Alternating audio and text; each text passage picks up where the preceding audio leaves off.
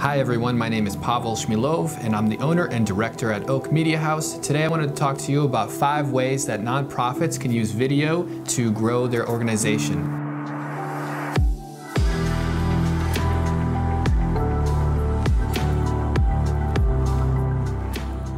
First question you should ask yourself is, what problem are you trying to solve? So for a nonprofit, you really want to speak to the people's emotion and to their heart, and video is a great way to do that because it allows you to capture stories.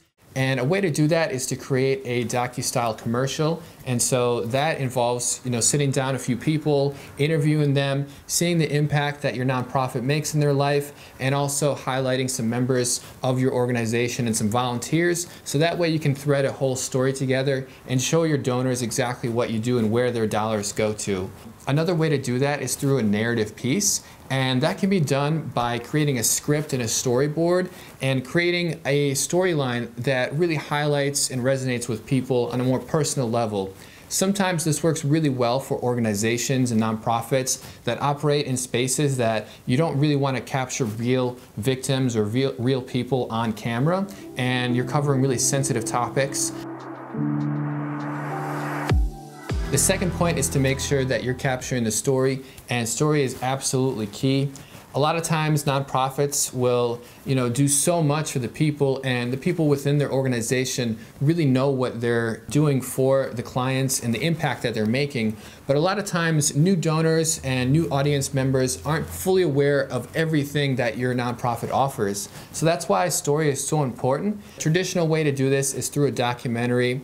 I like to follow one person, so that way the audience is able to follow along and not get lost in everything that the organization does, because your website is going to be able to explain that, or in person.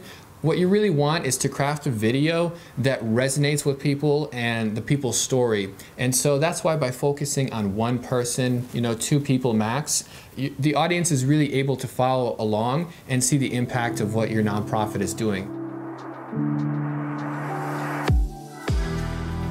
The third thing to keep in mind is curating to the channel that is custom tailored to each platform, and that begins by really knowing your audience. Then you want to create some content that's specific for those channels, and so you actually might just want several videos that are shorter in the 15 to 20 second range. Now on the other hand, if you have an older audience and you are having a gala or a virtual gala, for example, then something longer form like a 15 to 20 minute video would actually be more beneficial, because they're at home watching the video, they want some full content, they want the full story, and they really want to see the impact. And so that's a great way to dive into facts and get interviews from many different people and show the different aspects of your organization.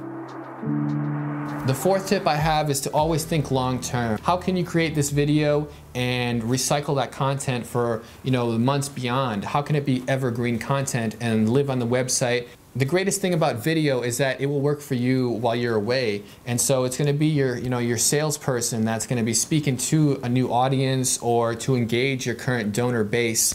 And just think long term with that. How are you able to connect with your audience through video and be able to speak to them personally? I think the biggest thing is just staying on top of mind, because just like in a regular business, you can't just have one ask and expect people to donate, especially if they're new to your organization. Thinking long term can really be beneficial to actually raising money, getting new donations, and getting people to sign up for a virtual or in-person event. Last thing I want to mention is a call to action. Think about different ways that you can inspire action, and what is the ultimate goal of the video? What do you want people to do? Do you want them to sign up for your mailing list? Do you want them to donate? Do you want them to purchase something, sponsor somebody? And so always think about the action that you want the viewer to take. At the end of the video, that's a great time to post that. And so whether that be a link to a website, a sign up for a particular event, anything that's time sensitive that you want people to act now is going to work the best. So if you have a website at the end, some people may want to visit that. But in comparison, if you've got an event and spaces are limited, people are going to be a little bit more motivated to follow that link. You want to always be providing that value, solving problems, and just thinking long term for your audience. And the last thing I want to provide you, if you watched all the way through for this video, is that if you're at a nonprofit and you just need to bounce a few ideas off of somebody who's an expert in video, we've got free consultation available at Oak Media House. So give us a call and we'd be happy to help you out. Thank you so much for watching. Please subscribe, and until next time, have a great rest of your day.